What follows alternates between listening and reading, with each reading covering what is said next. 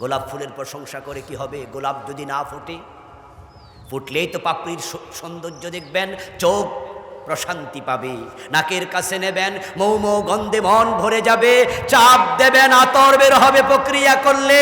কিন্তু সে গোলাপ যদি না ফোটে, কলির ভিতরে থাকে, কলির গোলাপের পাপড়ির সৌন্দর্য নেই, নাকের কাছে নিলে সুগন্ধ নেই, চাপ দিলে আতর নেই। ইসলামের সৌন্দর্য শান্তি সব আছে, কিন্তু মসজিদে তাকে রেখে দিলে কোরআন হবে না। এই মসজিদের কোরআন সংসদে ঢুকাও, সমাজে কায়েম করে দাও। ইসলামের সৌন্দর্য দেখে আজকেও কাফেররা দলে দলে মুসলমান হবে। আল্লাহ বলে ইয়াকুলুনা নুমিনু বিবাদ, কিছু তো মানি, ওয়া নাকফুরু বিবাদিন, কিছু মানি না, মানি সব মানতে পারি না। তাহলে আপনি কোন জায়গায়?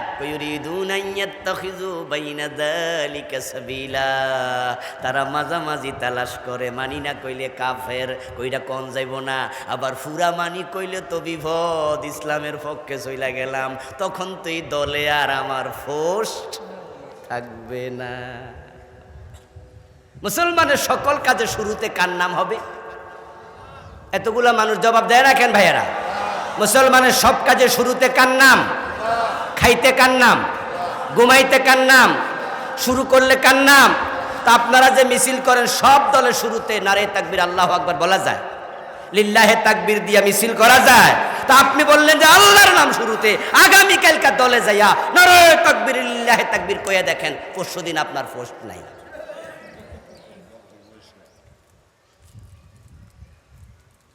তা আপনি আমার সাথে এখানে একমত যে কুল্লু আমরিন যিবালিন লাম ইউবদা বিসমিল্লাহি ফাহুয়া আক্তা ফাহুয়া আবতার, সব কাজে শুরুতে আল্লাহর নাম। তা আপনার দলীয় স্লোগানে আল্লাহর নাম কেন নাই?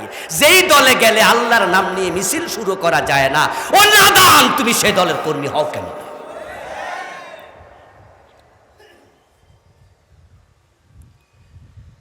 বলবা হুজুর ক যায় না, কইতাম তো চাই, কিন্তু ক যায় না, কারণ কইলে তো পরে ফোর্স চলে যাবে। তো এই দলের ফোর্স দরকারটা কি? ওই দল তালাক দিয়া চলে আসো। কিন্তু না, তোমার দল ভীতি, তোমাকে হয়তো আবু তালেব বানাবে, না হেরাক্লিয়াস বানাবে, এবং সেটাই হচ্ছে। আল্লাহ বলে তারা মাঝামাঝি থাকতে চায়। উলাইকা হুমুল কাফিরুনা হাক্কা, আর যারা পূর্ণ ইসলাম গ্রহণ না করে অর্ধেক করলো, তারা কাফের থেকে গেল। আফাতুমিনুনা বিবাদিল কিতাবি ওয়া তাকফুরুনা বিবাদিন ফামা জাযাব।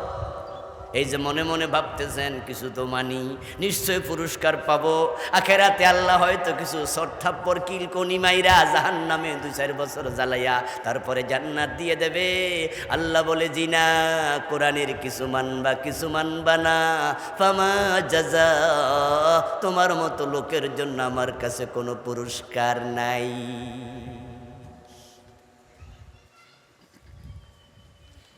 হাসরের দিন আল্লাহ বলবে, মেয়ে তুমি কি চাও? কিসের পুরস্কার চাও? দীক্ষা পুরস্কার নেই, যাও। প্রিয় ভাইয়েরা, আপনারা একটু বলেন তো, ফজরের নামাজের ফরজ কয় রাকাত? আচ্ছা, 1 রাকাত সূরা ইয়াসিন দিয়া ফইরা বাড়ি জানগা, সওয়াব তো অর্ধেক হবো, ঠিক না? হবে তো 1 রাকাত যে পড়ছেন 10 মিনিট লাগাইয়া, ফামা জাযা, অর্ধেককার জাযা নাই। চৈত্র মাসে রোজা রাখছেন, দুপুর 3টার দিকে ঘড়িতে হাত দিয়া তাকাইয়া দেখেন যে আরে পেটে তো ক্ষুধা লাগবেই, বাজে 3টা। হিসাব করে দেখেন যে সবে সাদেক থেকে 9 ঘন্টা হয়ে গেছে, আর 5 ঘন্টা বাকি আছে। এখন দুপুর 3টা বাজে ইফতার করলে সওয়াব পাওয়া যাবে 70%, ঠিক না? কত? 60%? কত? ফামা জাযা, অর্ধেককার সওয়াব নাই। বাদ পড়লে 2 রাকাত, না পড়লে যাও গা। রোজা রাখলে পুরা, না পড়লে অর্ধেককার, কোনো রোজা নাই। বাংলাদেশে চলমান যে নোটগুলো আছে, সবচেয়ে দামি নোটটার দাম কত? এটাও বুঝি কইতেন না মেয়ার। সবচেয়ে দামি নোটটা কত? মাঝখান দিয়া ছিললে কত? জাগাত 0, জাগাত শেষ। কষ্টেপ লাগালে তো ছিঁড়া হলো না। আমরাও তো কষ্টেপ লাগাইতে ওয়াজ করতেছি, ঠিক না? যে আমাদের যে ছিঁড়া আসিল, আমরা আজকে কষ্টেপ লাগাইতে চাই।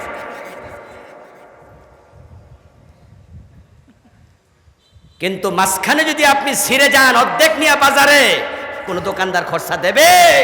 আরে কষ্টে লাগাইলে দিতেও পারে যে চাচা সিরা গেছিল নেও প্লিজ, তাহলে হয়তো হইতে পারে, কিন্তু অর্ধেক নেবেন না, অর্ধেক নিলে চলবে না। আল্লাহর কাছে কষ্টে মষ্টে লাগাইয়া যাইয়েন, অর্ধেকটা লইয়া যাইয়েন না। কি আমরা যেভাবে চলছি কি কষ্টে লাগাইছি না অর্ধেকটা? অর্ধেকটা লইয়া আল্লাহর কাছে যাওয়া যাবে না, যাবে না, যাবে না, যাবে না। সুদে টাকা লাগাইয়া মাহফিলের মাঝখানে বেটা বসে আছে, কেন আসছেন মাহফিলে? বেহেশতে যান। ওরে বাবা রে, সুদ খোর চাচা নাকি বেহেশতে যান? আশ্চর্য মোমেন্ট তো আপনি। নবীজি বলছেন যে ব্যক্তি সুদ খায় সে ব্যক্তির আমল নামায় সুদের কারণে ৭৩টা গুনাহ, সবচেয়ে ছোটটা হলো নিজের মায়ের সাথে জেনা। মাকে বিয়ে করা মানে জেনা করা। قال رسول الله صلى الله عليه وسلم من أكل درهم ربا وهو يعلم أنه أشد من 36 زنا। যদি কোনো ব্যক্তি জেনে শুনে 1 টাকা সুদ খায় তার আমলনামায় 36 বার জেনার গুনাহ হবে কমপক্ষে।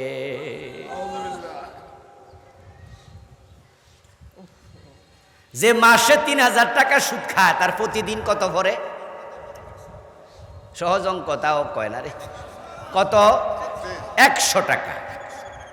১০০ টাকা যদি দিনে ভরে, মাসে ৩,০০০ সুদ খান। হাদিস হচ্ছে 1 টাকায় 36 বার জেনা, তাহলে ১০০ টাকায় কতবার? ৩৬০০ বার। আচ্ছা, একদিনে মিনিট আছে কয়টা? ১৪৪০। ৬০ মিনিটে 1 ঘন্টা, ২৪ ঘন্টা একদিন, তো ২৪ পূরণ ৬০, ১৪৪০। যদি কোনো জালেম চরিত্রহীন নোংরা লোক দিনে প্রতি মিনিটে 2 বার জেনা করে, তাহলে জেনা ৩,০০০ বার হয় না। প্রতি মিনিটে ২.৫ বার 3 বার জেনা করে, ওই লোক আইসা মাহফিলের মাঝখানে বইয়ে রয়েছে বেহেশতে যাওয়ার জন্য। ও তাহাজ্জুদের সেজদা গিয়া কপাল ডলা দিয়া কালো বানাইতেছে। ফাওয়াইলুল লিল, তোমার মতো নামাজের জন্য ওয়াইল দুজক, জান্নাত না হয়। জান্নাত এত সোজা না, এত সোজা না। আদম আলাইহিস সালাম, মা হাওয়া আলাইহাস সালাম জান্নাতে আল্লাহর একটা কথা মাত্র শুনে নাই। আল্লাহ আদমের মতো লোকটারেও সার দেন নাই, কাপড় সুপর খুলে নিয়ে গেছে। ওয়ামা কদারুল্লাহ হাক্কা কদরিহি। পার্সোনালিটি অনেক বড় দামি জিনিস, পার্সোনালিটি বড় দামি জিনিস, পাওয়ার বড় দামি জিনিস। সেনাবাহিনীর অফিসার, ওরা সার সার শুনতে শুনতে অভ্যস্ত। এজন্য দেখবেন যে সেনাবাহিনীর অফিসার যারা, তারা অবসরে যাওয়ার পরও যদি নেতা হয়, পাবলিক তার কাছে বেশি ঘেঁচতে পারে না। কারণ পাবলিক তো যায় ভাই কয়। পাবলিক কি কয়? অমুক ভাই, তমুক ভাই, জিন্দাবাদ। শুনছেন না? হে দাদার বয়সী হলো ভাই কয়, বাপের বয়সীও ভাই কয়। আচ্ছা, তো উনি তো আজীবন শুনছে সার সার সার সার। তো পাবলিক ফোলাফান যায় যখন কয় যে অমুক ভাই, তখন লাগে লাগে কি কয় রে, হে আমার ভাই কয়। দেখছো এ দূরা ফোলা। এজন্য এরা আর সামান্য নর্মাল কর্মী কাছে ঘেঁচতে পারে না। তাদের পার্সোনালিটি খুব বেশি, ইগো বেশি, তারা সব সিস্টেম ওয়াইজ চলে, তো ক্ষমতার বাহাদুরি দেখাইছে। তাই দেখবেন সেনাবাহিনীতে যারা চাকরি করে তাদের লো অফিসার যারা আছে, নিচের অফিসার আছে, কমান্ড মানতে দেরি করলে পাছা লাথি মারে। ওরা সিরিয়াস, বুট দিয়ে লাথি মারে। কথা না শুনলে সাথে সাথে এমন শাস্তি দেয়। তো আমিও তো আজকে রাজেন্দ্রপুর ক্যান্টনমেন্ট দিয়ে আপনাদের এখানে আসছি। ওখানে যখন ঢুকি তখন ড্রাইভারের কই, এই সাবধানে গাড়ি চালাই। এখানে 40 কিলোমিটারের বেশি গতি দিলে ওরা খাড়া করে কানে ধরে রাখবে। একদিন আমার ড্রাইভার আরো কয়েক বছর আগে সেইখানে ওভারটেকিং করছে, আর ওখানে সামনে গেছে, আর সেনাবাহিনীর অফিসার দাঁড়া করাইছে, করাইয়া সাইড করছে। সাইড করে তারপরে ও ডাইকে নিয়ে গল্প করতেছে। তা আমি বসে আছি গাড়িতে, কিরে ড্রাইভারের সাথে এত গল্প কিসের? যখন 30 সেকেন্ড 1 মিনিট হয়ে গেল, তখন আমি নাইমা টুকটুক করে গেলাম। গিয়ে আমি সালাম দিয়ে বললাম, স্যার কি হয়েছে? কয় সে এখানে ওভারটেকিং করছে, এই জন্য হেরে কইলাম ওই ডোবাতে 10টা ডুব দেওয়ার জন্য, হে দেরি করতেছে, বেশি দেরি করলে 20টা দেন। শীতকাল চলছিল, ডোবার পানির দিকে তাকাইয়া দেখি ময়লা পানি। পরে আমি ভাবলাম সারছে কামে, এখন যদি হেতে গোসল করে গাড়ি চালান লাগবো না। উনি আবার কইতেছে দেরি করলে বলে 10-এর জায়গায় কত 20। পরে এবার আমি ওরে দমক টমক দিয়েই বেটা আর ওভারটেকিং করবি না, জোরে চালাবি না, স্যার আজকের মতো মাফ করেন। তখন ছাড়ছে। ওরা কথা কইলে খেপে যায়, তাদের পাওয়ার ইগু। এবার বলুন তো, আল্লাহর একটা নাম মুতাকাব্বির, আল্লাহর ইগু মানুষের মতো এমন না আরো বেশি? কত বেশি? ওমা কাদারুল্লাহ হাক্কা কাদরি। এই জন্য আদম যখন আল্লাহর একটা কথা সরে নাই, আল্লাহর ইগুতে লেগে গেছে, পার্সোনালিটিতে লেগে গেছে। এই আদম, তোমাকে বানাই আমি ফেরেশতাকে দিয়ে সেজদা করাইছিলাম, তোমাকে আমি জান্নাতে দিয়েছি, পুরা জান্নাতটা খুলে দিয়েছি, যা মন চায় খাও, যেখানে মন চায় যাও, কিন্তু একটা মাত্র কথা বলেছি, ফালা তাকরাবা হাযিহিস শাজারা, ওই গাছের কাছে যেও না। গেলা কেন? কেন গেলা? আমার কথা কেন শুনলা না?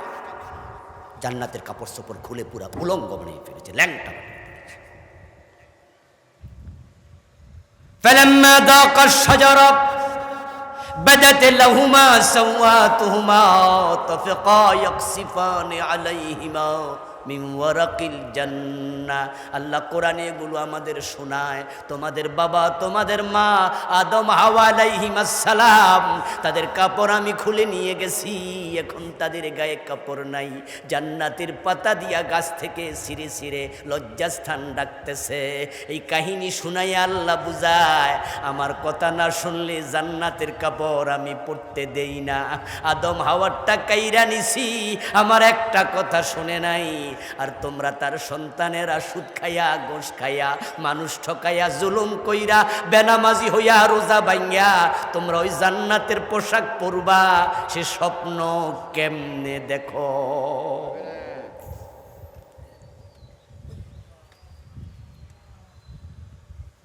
আল্লাহর পার্সোনালিটি খুব বেশি। উনি যা বলে তার বাহিরে চলার অধিকার কারো দেয় না। এজন্য যে নবীরা একটু একটু এরকম করছে, সব নবী নাফসি করা লাগবে হাসরের ময়দানে। তারাও জানে যে লড়ছি কেন, উপায় নাই। ইন্নামা মান নোকেশা হালাক, ইন্নামা মান নোকেশা উযযিবা। রব্বানা যালামনা কইয়া আদম নবী ক্ষমা পাইছিল, ক্ষমা পাওয়ার পর হাসরের ময়দানে বলবে উপায় নাই, যদি ওইটার লেগে আবার ধরে। কারণ তিনি জানেন যেই হাকিম, যে জজ জামিন দেয়, সে জামিন ক্যান্সেল করার অধিকারও তার আছে। এই মাঝে মাঝে জামিন ক্যান্সেল করে দেয় না, শোনেন না, যে জামিন দিছিল পরে ক্যান্সেল করে জেলে দিয়ে দিচ্ছে, এটা জজের অধিকার আছে। আদম আলাইহিস সালাম রব্বানা যালামনা বইলাও, তারপরে কিয়ামতের দিন নাফসি নাফসি করবে। একটা ছোট্ট অপরাধ ভুলা গেছিল, মনে নাই, শয়তানে ধোঁকা দিছে, তাতে এত টেনশন, আর আপনি সুদ খাইতে খাইতে মরবেন। আচ্ছা বলুন তো সুদখোর ভাই, আপনার মরার সপ্তাহখানেক আগে আজরাইল এসে সংকেত দেবে, বইলা যাবে নাকি রেডিয়ন?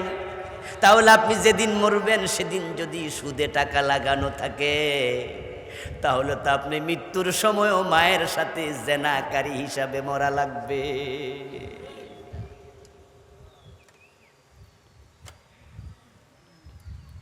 ইউনূস আলাইহিস সালাম আল্লাহর কত বড় নবী, কত বড় নবী। মাছের পেটে আল্লাহ জেলখানা বানায়া বন্দি রাখছে কয়দিন? 40 দিন। অপরাধটা কি? আরে আমরা যা করি তুলনা দিয়ে এটা কোনো অপরাধী না। উনার নবুয়তের জায়গা ছিল নিনুয়া নামক এলাকা, এটা ইরাকের একটা শহর, একটা পল্লী। ওই ইরাকের নিনুয়া নামক জায়গায় নবী ইউনূসকে আল্লাহ দায়িত্ব দিছে, এখানে আপনি দিন প্রচার করেন। কিন্তু একবার তার উম্মতের সাথে একটু হট্টগোল হলো, তারপরে তিনি হট্টগোলের 1-2 দিন পরে ভাবলেন ওই উম্মত উনাকে মারার সম্ভাবনা আছে, তাই তিনি ভাবলেন জান বাঁচান ফরজ, আমরার মতো আর কি। ওই দিনের ভাবনায় একটু ভুল ছিল। উনি ভাবছে আগে জান বাঁচাই, তাই তিনি এলাকা ছেড়ে পাশের এলাকা ফোরাত নদী পার হয়ে ওপারে রওনা দিছেন। ফোরাত নদীতে নৌকা, নবী ইউনূস আলাইহিস সালাম ফোরাত নদীর নৌকায় উঠছে, ওই পারে চলে যাবে, কিন্তু তার কর্মস্থল তো এখানে। ওখানে যে রওনা দিছে আল্লাহর অনুমতি দরকার আছে না নাই? অনুমতি নেয়ার কথা মনে নাই। আল্লাহ কয় কই যাও? মাছের পেটে ঢোকো। ফালতাকামাহুল হুতু ওয়া হুয়া মুলিম। মাছ এসে হা করেছে, নৌকা থেকে ফেলে দিয়েছে, মাছের পেটে 40 দিন আল্লাহ আটকায়া রাখছে। ইউনূস নবী অন্ধকার মাছের পেটে যাইয়া কয় বুঝা লাইছি আমার আল্লাহ তো আমার উপর রেগে গেছে। লা ইলাহা ইল্লা আনতা সুবহানাকা ইন্নী কুনতু মিনাজ জালিমিন। আল্লাহ আমার ভুল হয়ে গেছে। আদম বলে রব্বানা যালামনা, ইউনূস বলেন ইন্নী কুনতু মিনাজ জালিমিন। এই গোশখোর অফিসার, তুমি কয়দিন বলছো রব্বানা যালামনা? বোনের হক যারা খাও কয়দিন বলছো রব্বানা যালামনা?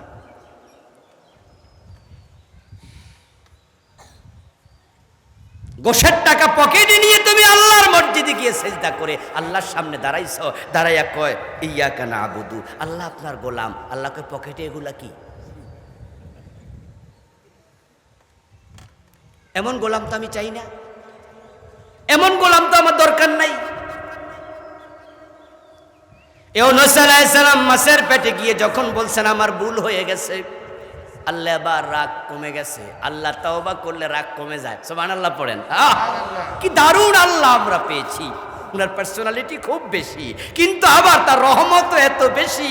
মানুষ যখন তাওবা করে আগের গুনারে শুধু মাফ করে না, ইউবাদদিলুল্লাহু সাইয়্যাতিহিম হাসানাত। কোরআনে আল্লাহ কয় আমি গুনাহগুলোর সওয়াব বানায়া দেই।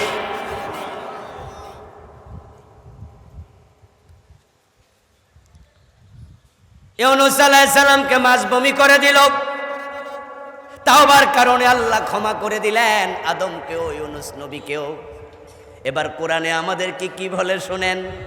কোরআনে বলতেছে ফালাউলা আন্নাহু কানা মিনাল মুসাব্বিহিন লালাবিসা ফি বাতনিহি ইলা ইয়াউমিন ইউবআসুন।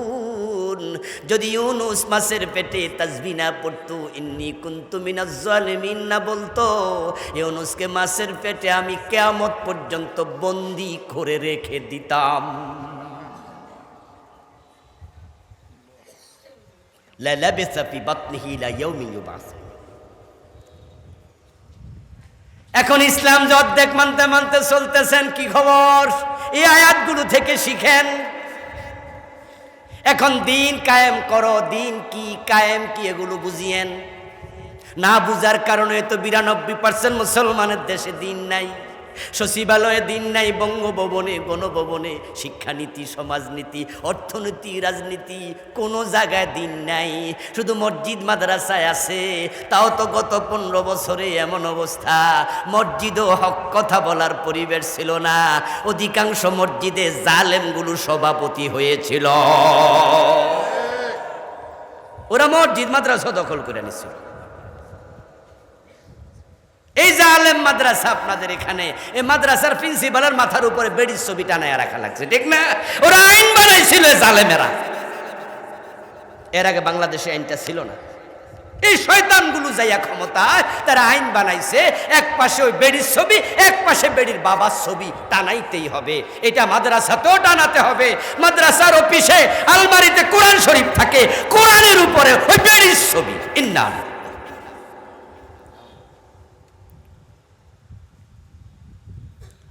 ওই বেপর্দা মহিলা যার কান দেখা যায়, চুল দেখা যায়, ওই তার দিকে তাকাইলে কি কবিরা গুনাহ হবে না?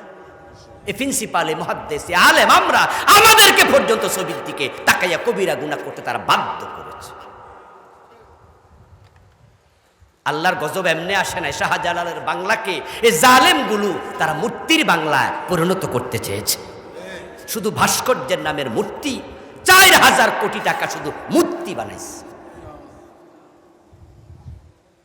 আর যে আলেমরা বিরুদ্ধে বলছে তাদের উপরে খড়গহস্ত। এই যে মামুনুল হক ভাই, উনারে জেল খাটাইছে। কেন জেলে দিছে? বউ দিয়া, দর্শনের মামলা দিয়া, বেজ্জতি কইরা জেলখানায় রাখলো। আসলে ঘটনাটা ছিল কোনটা জানেন? ওই যে উনি বলেছিল ফুস্ত গলায় মূর্তি বসাইলে বুড়ি গঙ্গা ফালাই দিন। ওই তেজে উনার উপর এমন খেপা খেপছে, পরে বলছে যে হ্যাঁ হ্যাঁ, বাগে ধরলে সারে, আমাদের নেত্রী ধরলে সারে না। কি গর্ব, কি অহংকার! আলেমদের সাথে বেয়াদবি, মূর্তি বানানো শুরু করেছো, আল্লাহ এমন গজব দিছে, দেশ থেকে পালাতে বাধ্য হয়েছ।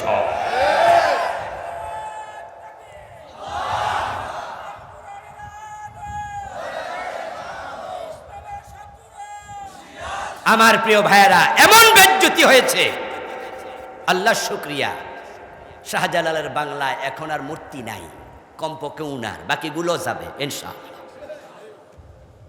এদেশের মানুষ মূর্তির পক্ষে না। মূর্তি বানানো মুসলমানের কাজও না। নবী ইব্রাহিম মূর্তি বানিয়েছেন না ভেঙেছেন? শাহজালাল, আমাদের নবী মুহাম্মদ 360টা মূর্তি কাবা থেকে তিনি অপসারণ করেছেন। জাল হাক্কু ও জাহাকাল বাকিল বলে বলে সবগুলো ফেলিয়ে দিয়েছেন। আর ওরা এসে পুরো বাংলাদেশটাকে নিজের বাবার সম্পদ বানাইয়া এখানে ছবি টানাও, ওখানে মূর্তি বানাও, কি শুরু করেছিল? সীমালঙ্ঘন আল্লাহ পছন্দ করে না। দিন মানে ইসলাম, কায়েম মানে প্রতিষ্ঠা। এখন প্রতিষ্ঠা কেমনে করে? এই যে আমাদের উপরে, মাথার উপরে সামিয়ানা, এটা প্রতিষ্ঠা করার নিয়ম আছে। এই যে দেখেছেন আজকে কত সুন্দর সামিয়ানা, কিন্তু গতকালকে এভাবেই তো ছিল না, এর আগের দিন মোটেও না। যারে দায়িত্ব দিয়েছে সে বাঁশ এনেছে, তারপরে মাটি খুঁড়েছে, তারপরে এটা গাড়াইছে, তারপর সাইডে আঘাত করে করে শক্ত করেছে, তারপরে উঠে কন্যে কাপড় টানাইয়া এটাকে রেডি করে দিয়েছে। রাসূল যখন আসেন তখন মক্কায় ছিল কুফর, মক্কায় ছিল শিরিক, কিন্তু আল্লাহ বলে দিন কায়েম করো। নবী মুহাম্মদ তিনি চেষ্টা করলেন, মদিনায় গিয়ে সফল হলেন। অবস্থা এমন হলো, এখন আজান হয়, সব দোকান বন্ধ। আজানের সাথে সাথে মসজিদে মানুষ নামাজ পড়ে, পর্দা করে ঘর থেকে বের হয় মহিলা, সেখানে কুফর নাই, শিরিক নাই, ইসলামের আইনে চলছে গোটা মদিনা। 10 বছর দিন কায়েম হবে তখন, আল্লাহর আইনে সমাজ রাষ্ট্র চলবে যখন।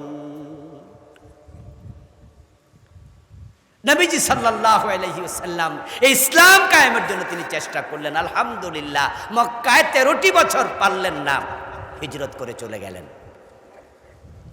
হিজরতের পথে রাসূল ভাবছেন দিন কায়েমের দায়িত্ব আল্লাহ তাআলা আমাকে দিয়েছে, লিইয়ুযহিরাহু আলাদ-দীনি কুল্লিহি, ইসলাম বিজয় করব আমি, দিন কায়েম হবে, এই কাজ আল্লাহ আমাকে দিয়েছে। নবীজি বলেছেন আদ-দীন আল ইসলাম ইয়াদু ওয়ালা ইউলা, ইসলাম এমন এক ধর্মের নাম যেটা পরাজিত হতে আসেই নাই।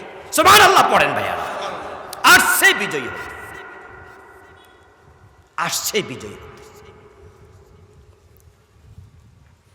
আল্লাহর হাবিব চেষ্টা করলেন, মক্কায় 13 বছর পারলেন না। কেমনে পারবেন? দিন বিজয়ের জন্য তো প্রয়োজন কোরআনের অনুশাসন মেনে চলা। কোরআন শাসক হবে, শাসিত নয়। ড্রাইভিং সিটে বসবে, যাত্রীর সিটে নয়।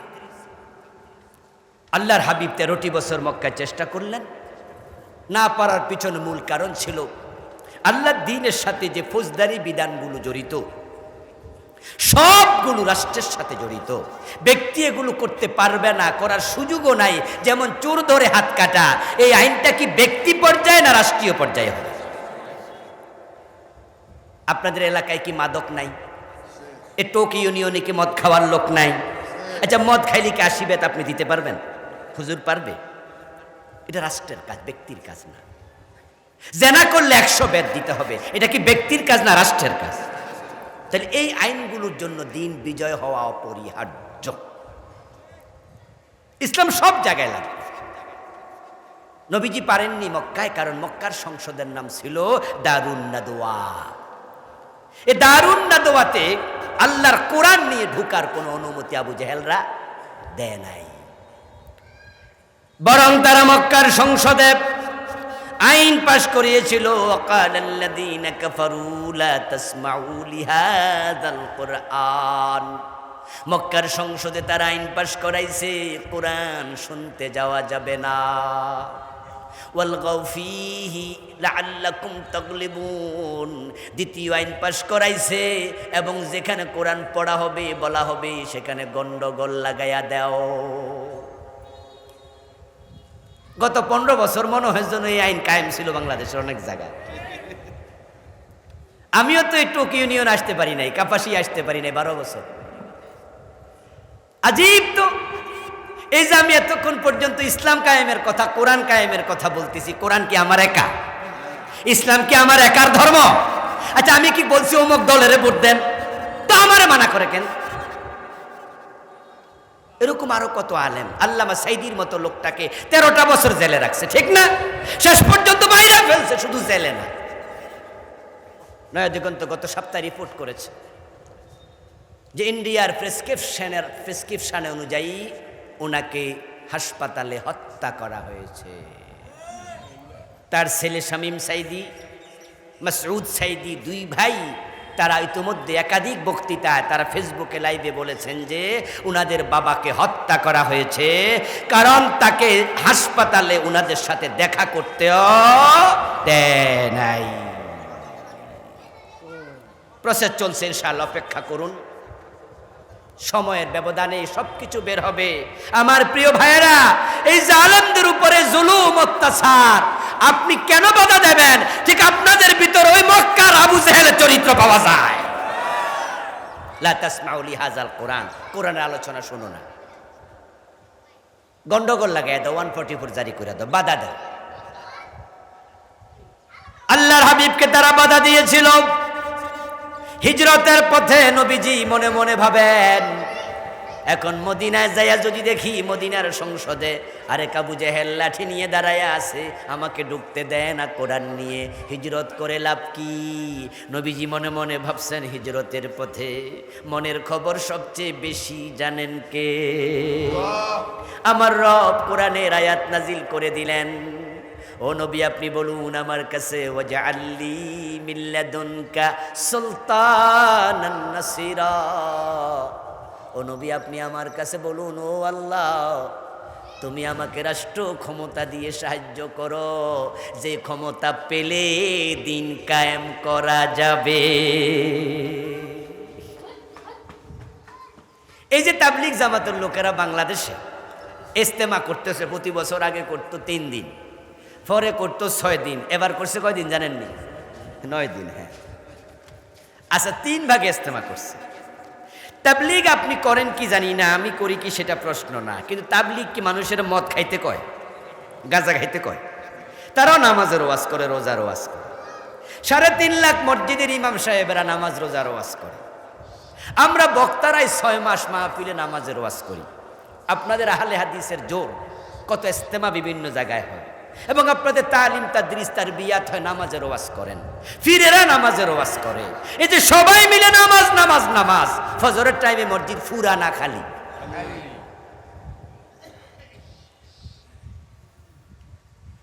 মাগরিবের সময় টুক বাজারে যে যান, আপনি নামাজ পড়বেন, মাগরিব পড়ে বারান্দায় এসে দাঁড়াবেন, দাঁড়াইয়া দেখবেন মসজিদে আসছে কতজন, দোকানে আছে কতজন।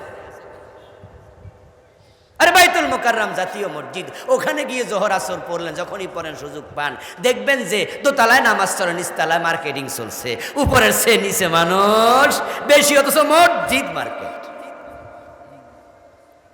তো নামাজের ওয়াজ তো হলো, নামাজ কেন সমাজে কায়েম হলো না? কারণ দিন কায়েমের সাথে নামাজ কায়েমের সম্পর্ক। সূরাতুল হজে আল্লাহ বলছে, আল্লাযীনা ইম্মাক্কান্নাহুম ফিল আরদি আকামুস সালাহ ওয়া আতাউয যাকাহ ওয়া আমারু বিল মারুফ ওয়া নাহাউ আনিল মুনকার।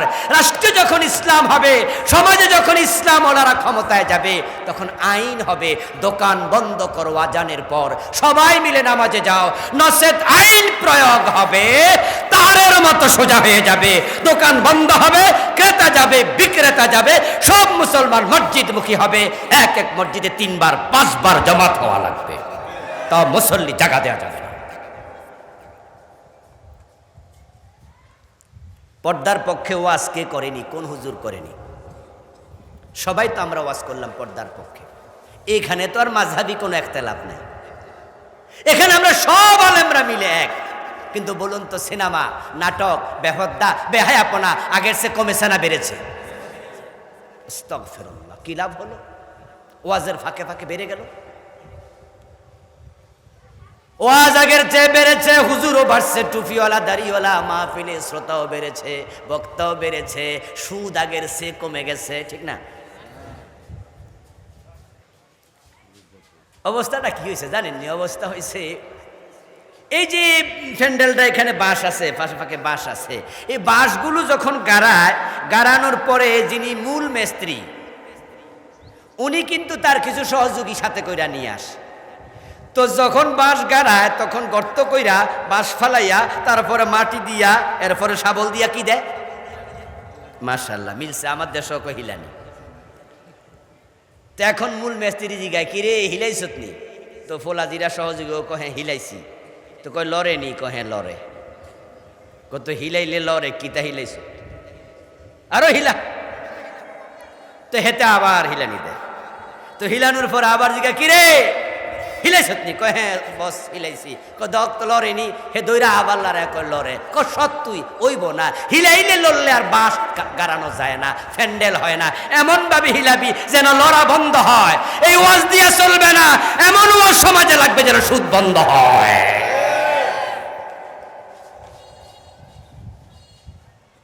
ওই ওয়াজ হলো দিন কায়েমের ওয়াজ। এই মাহফিলও তো আজকে মানুষ আছেন এখানে 1000-এর বেশি কমপক্ষে। এই 1000 চিৎকার দেন না সুদের বিপক্ষে। কাল থেকে বাংলাদেশে সুদ চলতে দেয়া হবে না। সবাই বলবেন জি হুজুর, হবে না, সুদ বন্ধ হয়ে যাবে। কিন্তু মাত্র 151 জন নেতা সংসদে গিয়ে বলুক না কাল থেকে আমরা সুদ চাই না, একবার না বলবে সুদ বন্ধ হতে আর দেরি হবে না।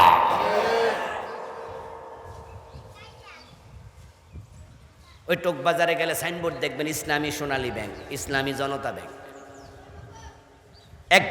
একটা অর্ডার এনাফ। এই জি বাংলা স্টার জলসা, এই বেপর্দা বেহায়াপনা বাংলাদেশটাকে শেষ করে দিচ্ছে। ঘরে ঘরে পরকীয়া ঢুকে গেছে ভাই। আজকের মাহফিলে আসার সময়ও কিছুক্ষণ আগে ফোন আসছে বিদেশ থেকে, এক ভাই ফোন দিয়েছে মালয়েশিয়া থেকে। মাসালা জানবে, কি মাসালা? বউ রাইখা আইছি, এখন 2 বাচ্চার মা, কিন্তু আমার রাইখা গেছে গা। হুজুর এখন সে আমার কাছে আবার আসতে চায়, এ বউ নিয়ে সংসার করা যাবে কিনা? 2 বাচ্চার মা স্বামী রেখে চলে যায়, 4-5 বাচ্চার মাও যায়, আর যেগুলা যায় না অধিকাংশ জেনাবে বিচার করছে। বেপর্দা বেহায়াপনা এমন বাড়ছে শহরে, গুলশান, বনানী, বারিধারা, ধানমন্ডি, যেখানে ভিআইপি জোন, ওখানে গেলে দেখবেন হাজার হাজার মাইয়া ওরা নাড়াই করে না। ওয়াজ তো অনেক হলো বেপর্দার বিরুদ্ধে, কেমনে বন্ধ করবেন? আমার বন্ধু, ইসলাম সব জায়গায় লাগবে, সব জায়গায়। যদি ইসলাম ওয়ালারা ক্ষমতায় যায় তাহলে শালীন পোশাকের আইন হবে। শালীন পোশাক ছাড়া বের হওয়া যাবে না, এজন্য জেলখানার আইনও লাগবে না। আমি মনে করি শুধু ঢাকা শহরে, চট্টগ্রাম এবং মহানগরীগুলাতে যদি ট্রাফিক পুলিশকে বলে দেয়, আইন করে দেয় যে যারা পেট দেখাবে পেটে, পিঠ দেখাইলে পিঠে একটু আলকাতরা মাইকা দিবা 1 সপ্তাহ, দেখবেন নিজে নিজে বোরকা পরবে। শুধু একাই পরবে না, অন্য মহিলারে হেরে দাওয়াত দিবে, আফা বোরকা ছাড়া বাইরে।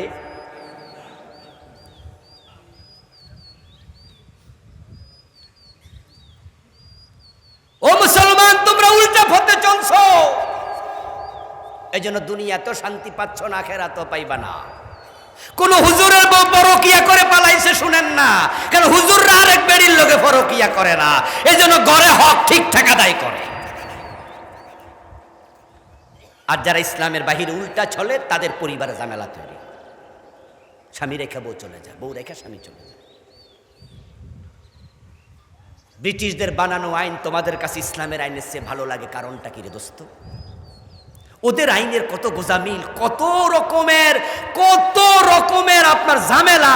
আমি দেখি যে কি অসঙ্গতির অভাব নাই। আচ্ছা, চোর ধরে জেলে দেয়, আমি কি পাগলে কেমনে আইন বানাই, আর মানে আরেক পাগলের দল। আচ্ছা, সুর ধরে যে আপনারা 6 মাস 1 বছর জেলে দেন, সুর কি ভালো মানুষ না খারাপ মানুষ? তো জেলে যে দিলেন, খাওয়াইলো কেডা? হে খানার টাকা দিছি জীবনে? আর জেলখানার কয়েদি খানার টাকা দেয়, বিদ্যুতের বিল দেয়, থাকার ভাড়া দেয়, তো সুরের টাকা দেয় কেডা? সরকার টাকা পেল কই? তো জনগণ আমরা কি ব্যাট দিলাম, ট্যাক্স দিলাম, সুরের খাওয়াইতো? ওর পিছনে খরচ দরকার ছিল শুধুমাত্র 10 টাকা 20 টাকা। সেটা হচ্ছে একটা বাডাইল রাখবে, চুরি করেছে প্রমাণ হবে, কবজি বরাবর হাত এক কোপে কাটা দিবা, একটা হাত কাটা চোর দেখে 100 চোর তারের মতো সোজা হয়ে যাবে।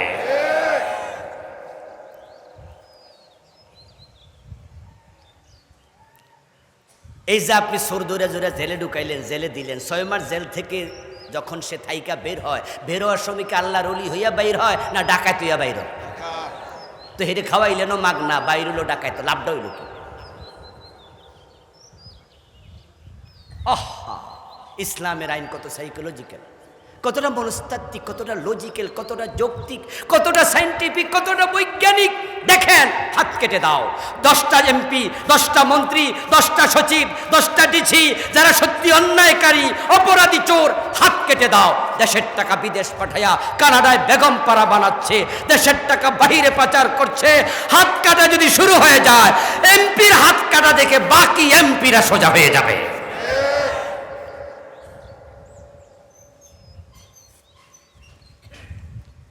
বরং আমাদের ওয়াজ ওদের বিষাক্ত লাগে। ইসলাম হাত কাটতে বলছে, এটা শুনলে ওরা আরো সমালোচনা করে। আচ্ছা, সোরের যদি হাত কাটে, সোর ভাত খাইব কি দিয়া? ওরে বাবা রে, কি মানব দরদি! হাত কাটবে সোরের, টেনশন করে নেতা। কারণ আছে, কারণ হলো বাসায় আয়নার সামনে দাঁড়াইলে আয়নার ভিতরে সোর দেখা যায়। চোর ধরে যদি হাত কাটা শুরু হয়, এই দেশের অধিকাংশ নেতারই হাত থাকবে না। শুধু এসালম গ্রুপ ইসলামী ব্যাংকের 18টি শাখা থেকে বিদেশে টাকা পাচার করেছে 80,000 কোটি। এই টাকা একটা গ্রুপ অফ কোম্পানি পার করলো, ব্যাংক থেকে টাকা নিয়েছে। গভর্নর কি করেছে, অর্থ সচিব কি করেছে, অর্থমন্ত্রী কি করেছে, লেখালেখি হয়েছে, প্রধানমন্ত্রী কি করেছে, খোঁজ নিয়ে দেখো, সবার এখানে পার্সেন্টেজ আছে। উদখুলু ফিস-সিলমি কাফা আন আকিমুদ-দ্বীন ওয়া লা তাতাফাররাকু ফি। ইসলামের পক্ষে চলে আসেন, দুনিয়াতে শান্তিতে থাকতে পারবেন, ওমরের যুগের শান্তি আবার ফিরে আসবে। টেনশন থাকবে না ইসলাম যদি আসে, আবার নিরাপত্তা আসবে, দারিদ্রতা থাকবে না। যাকাত ভিত্তিক অর্থ ব্যবস্থা চালু হলে বাংলাদেশের দারিদ্রতা দূর করতে 20 বছর লাগবে না। তুখাযু মিন আগনিয়াইহিম ফাতুরাদ্দু ইলা ফুকারাইহিম। আসুন না ইসলামের সুশীতল ছায়ায়, এখানে আসলে নিরাপত্তা, সমৃদ্ধি, শান্তি সব। ওমরের যুগে অর্ধ দুনিয়ার সম্রাট ওমর রাদিয়াল্লাহু তাআলা আনহু গাছতলা একা একা ঘুমায়া থাকতেন, বডিগার্ডের প্রয়োজনও ছিল না। নিরাপত্তা কাকে বলে? জাকাত বিভাগের কর্মচারী জাকাতের টাকা কাঁধে নিয়ে হাঁটতো, জাকাত খাওয়ার লোক ছিল না। সমৃদ্ধি কাকে বলে? ইসলাম সে ধর্মই যেটা পৃথিবীকে আলোকিত করেছে।